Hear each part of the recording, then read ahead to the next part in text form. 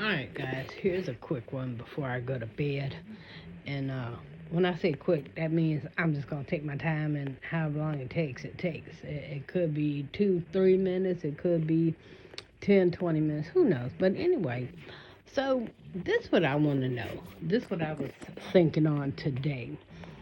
So, first off, I'm going to try to do a different subject every night, or at least every other. I'm gonna try to do a different subject on each video. That way, I'm not talking about the same thing. 100 videos from now, still talking about the same thing, because I do have more than one thought. But anyway, so this is what I was thinking on today. What is up with these stupid uh, disability dolls? Like, I see them now coming out with dolls that have like, that are in wheelchairs. Like, I saw a cerebral palsy doll, and I thought that's the craziest thing I've ever seen. Why would you want your child who's in a wheelchair or that has um some kind of disability to have a doll that looks like them? What is with this whole mentality of trying to identify? Why is everybody like, why has the world lost its identity? Why is everybody searching for something to identify with?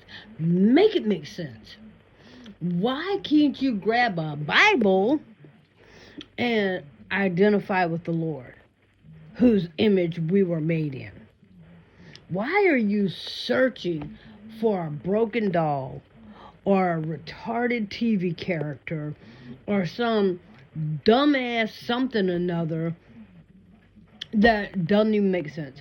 Why is the world, why is 90%, because I'm not going to say the entire world because I know I'm not, but why is 90% of the world trying to identify with something? I mean, hell, when I was growing up, I wasn't trying to identify with the people on TV, or the characters in the coloring book. I wasn't trying to identify with them. I mean, at no point whatsoever did I think if I was going to twitch on my nose that I was going to be Tabitha from Bewitched. Make that crap make sense. And then they act like, oh, we didn't have any black characters to look up to. Hell, what about 227? What about Fresh Prince of Bel-Air? I mean, make it make sense. Sanford and Son. Make it make sense. I watched the Little Rascals had a little black boy in it. I mean, make it make sense how you people are trying to identify with everything. And when I say you people, I'm not talking about just black people. I'm talking about the queerdos and the weirdos and the black people and the white people and the orphans and the people that are broken. Why are you searching? Here's what I don't get. Okay, now I have a child that is autistic. He's on the spectrum. And then I have another child that she had epilepsy. And I never went looking for a freaking doll that looked like they could be on the spectrum or that was going to fall out in a grand mal seizure. It never dawned on me to go look for them for that. And before you go losing your ever-loving minds, everybody wants to have something that look like them. That's okay. If you want to have something that look like you, and imagination has nothing to do with it, then how come Barbie comes dressed like a doctor? Ain't none of your kids doctors, unless their name is Doogie Howser. Because last I checked, wasn't none of your kids that are 12 and 13, or I don't even know. I don't know. Some of you grown ass people probably toting around these dolls, but make it make sense. Why If you want your child to get better, do better, feel better, act better, achieve better, why in the world would you give them something that looks broken? I can't imagine. See, I've never treated my kids like something was wrong with them. I have a son that's on the spectrum, and he is slightly different, but he still knows how he holds a job. He's taking care of himself. He's doing quite well. And my daughter, that's epileptic, out there in the world has a family. So, I don't understand the whole need to identify with something.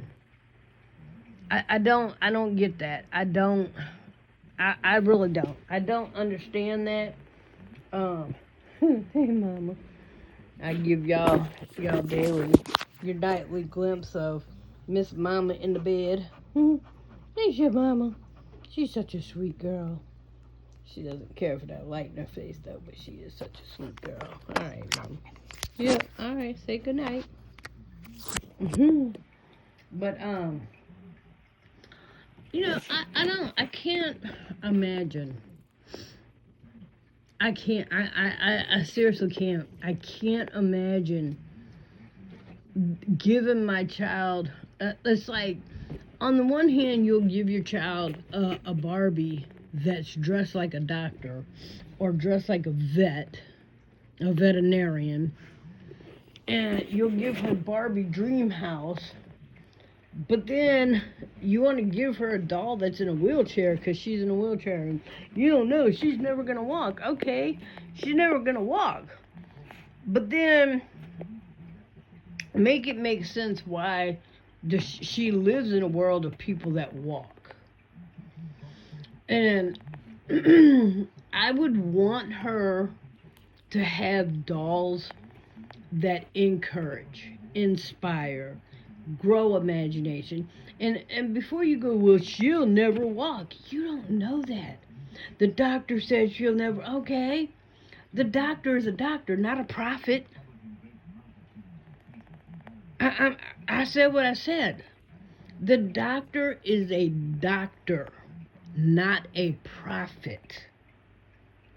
So instead of holding her back, instead of encouraging her to not try, and I'm saying her because I don't know, I'm from the generation that girls, full on vagina having girls, played with Barbies.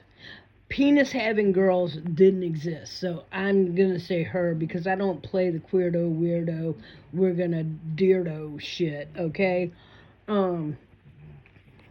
It just make it make sense. Make it make sense how you don't want your child to aspire to something better, to something different, to something more than what she is. To give a child something that's broken because she is different, and to have that constantly in front of her, to constantly, and then you got those people, you just don't know. My child lit up. Your child lit up because she thought that was the reaction you wanted her to have. It's the same concept with a transgender 3-year-old. They do according to what they think is going to make you happy. Because here's the thing. If your child is in a wheelchair and you give them a Barbie that's in a wheelchair, not only have you stunted the very fabric of an idea of them ever being better, ever being able to walk, but you've now limited the boundaries of their imagination, because they can't look at that doll and envision themselves doing what that doll is doing. Because you took that option from them. You've now limited that child's imagination. That child's imagination now does not go past that child's wheelchair. Congratulations. That child's imagination now does not go past their crutches, the braces on their legs. That's where you have stunted their imagination. And, oh, well, we're just trying to keep it real. No, you're not. No, you're not. Because when you give a child a doll, it's because you want them to have an imagination. Because if you, unless you're giving them a broken ass baby, if you're giving them a real baby, a human baby to play with, then you're keeping it real. But if you're giving them a doll, welcome to Imagination Land. What the hell are you people thinking? What are you people thinking that have disabled children? What gives you the right to shove in their face? It's bad enough they're in a wheelchair. It's bad enough they have crutches. It's bad enough they have braces on their legs. Do they really need you to keep shoving it in their face? Do they really need you to keep reminding them of their limitations? That's ignorant, and it's selfish, and it's self-serving. It has nothing to do with that child. That's absolutely asinine, is what it is. You've now given that child's imagination, like, I don't even know what to say. Like, there's that child has now not only got a broken spirit or a broken body, they now have a broken spirit. Congratulations. You literally, that's what you're teaching them with these stupid ass broken dolls that, oh, but it looks like them. Why are you trying to get that child to identify with a stupid ass doll? I don't care if it's a wheelchair. I don't care if it's crutches. I don't care if it's braces on the legs. I don't care if it's a cochlear implant, however the hell you say it, cochlear implant with the hearing aid for the deaf or the hard of hearing. I don't want to say deaf because I know a deaf person, even with a hearing aid, is not gonna be able to hear, and I know that because I'm hard of hearing. Before your dumbasses go make some stupid comment about, what do you know? You know, I know a little bit. And I know I don't limit myself. And I'm not about to let somebody limit my children. There ain't no way in hell. There's no way in hell on God's green earth that I would let somebody tell my son, the one that's on the spectrum, that he can't do the things he does. And when I tell you, he is an amazing chef. I like when he starts cooking, everybody in the house wants some. And he works. He has a full-time job. And he is an amazing human being. Now, he's 23 years old with the mental capacity of a 12 to 15-year-old, give or take the situation. But I love him for who he is, and I'm never going to limit him. I'm never going to tell him he cannot do or achieve something. And I would never hand him a frickin' doll of any sort that implied limitations on him, his imagination, his ability, his capability. That's just completely asinine. uh, dolls are not for us to compare ourselves to. Dolls are for us to imagine. I mean, let me ask you this. When you give your kid a doll in a wheelchair, do you also give them a broken down house? Do you also give them a broken down car? Do you also go and make the Barbie's clothes secondhand from the thrift store? Cause I know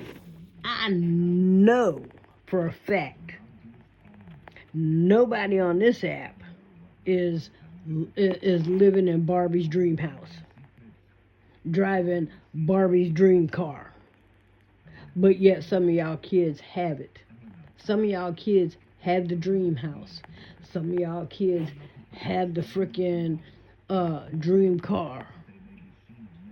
So I'm just saying, you know, you will expand the imagination on one hand and cripple it on the other. So make it make sense. Make it make sense. I don't understand it. I'm not even trying to be funny. I'm not trying to make puns. I'm not like when I say cripple the imagination, I'm not even trying to make a pun or whatever. I'm literally saying that you are stifling that child's imagination. You will give them Barbie's dream house and then give them a cripple ass Barbie and tell them, here's what you got, but you'll never achieve it.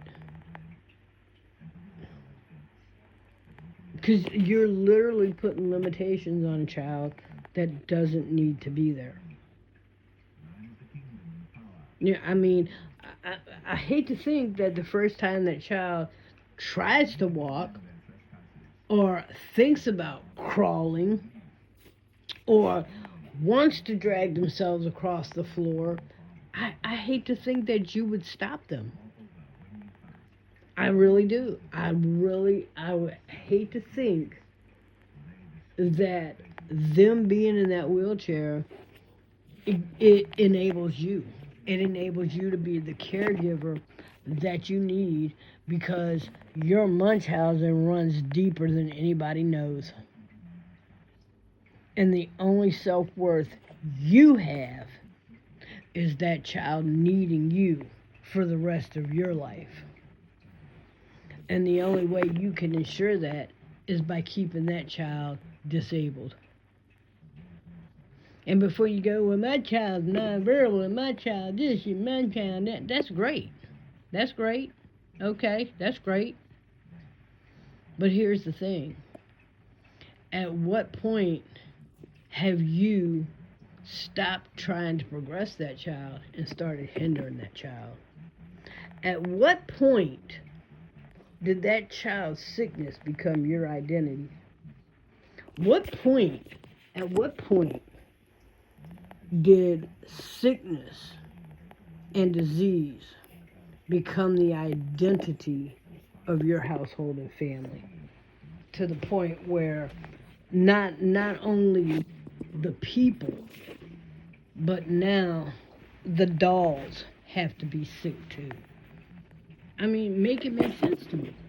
At what point did sickness, disease, brokenness, pain, defeat become the identity of your family? Because that's what you're identifying with. I mean, seriously, when you buy dolls in wheelchairs and dolls with crutches and dolls with feeding tubes and all this other crap, that's your identity. And you're feeding so deep into that identity, even the dolls mimic the identity that you have given that household. That child didn't give that to that household. That child didn't buy that doll. And she saw it. She picked it out. She picked it out because that's what you've taught her. Because I guarantee you, My child, my children, the one that's epileptic, is not going to walk through a damn store, a Toys R Us, or a TJ Maxx, or any other Burlington, or any other place where you can shop for toys.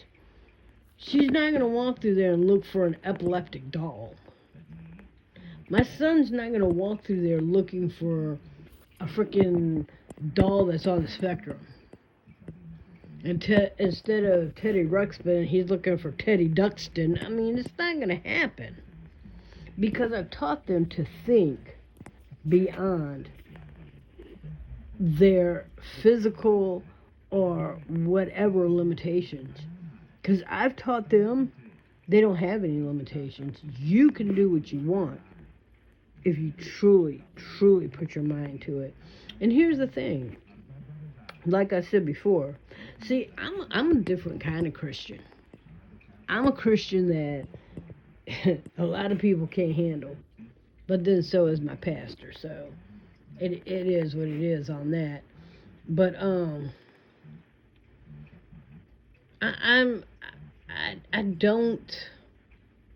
don't get the whole, somebody make it make sense. I don't get the whole need to identify. I don't get the whole need to stifle a child's imagination. I don't get the need to limit a child who already feels limited. I don't know. Maybe it's just me. I don't know. I don't get the need. I don't get the need to take a child's imagination, a child who obviously already has lost something. I don't have a need to keep reminding them of the loss, of the challenge, of the disability or the limitations, or, I have a need to give them the Barbie dream house and the Barbie dream car. Because make that make sense. No, my child's in a wheelchair. And the doctor said, first off, I really don't care what the doctor said, because the doctor, again, like I said a few minutes ago, the doctor is not a prophet. So any doctor who's trying to prophesy, a doctor can tell you what is, which is, your child's spinal cord may be injured and that's why they're not walking. Or the muscles may have some sort of attribute or whatever, and that's why they're not walking. Okay. But you can tell me what is, but you can't tell me what is to be, because you're not a prophet. But anyways, let me ask you this. Why in the world would you give your child a Barbie doll dream house with a horse that they could ride and a car that they could drive, the Barbie dream house and the Barbie dream car and the Barbie dream, horse, when obviously if Barbie's in a wheelchair, she can't drive? Oops. There's that. You didn't think about that, huh? And what about that horse? Oh, well, we could throw her on the horse and the horse can be led. Okay, that's great. So let's teach her that she'll never be able to drive, she'll never be able to ride a horse on her own, because, again, we're stifling the imagination. That's great. I hear you, that's great. But then you gave her the Barbie dream car and the Barbie dream house, which is about 2 or 3 stories high. So I guess, I don't want to say that the Barbie dream house doesn't have a stair lift. Yeah, I mean, make your bullshit make sense. It's like, on the one hand, you're giving her a dream car, but she'll never be able to drive it because she's in that wheelchair, and you won't let her forget that she's in that wheelchair, will you? Because it has nothing to do with her. That wheelchair has become your identity. Her disabilities has become your identity.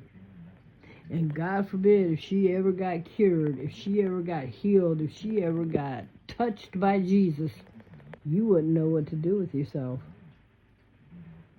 You would be absolutely lost. You would not know what to do with yourself because all of who you are is wrapped up in who she's not and what she can't do. That's who you are. You are her biggest disability. You are her biggest disappointment. And you are her biggest reminder of her shortcomings and the things she can't do. The whole while with a smile on your face, you are the one keeping her in that chair while you act like to the world you're such a loving mother and you're doing everything you can. You are. You're doing everything you can to stifle her imagination and remind her she better not get out of that chair and take away from you who you are. So anyway, I'm going to let that sink in and I'm going to bed. That's just something to think on. Share that with your friends. I love you with the love of the Lord. Good night.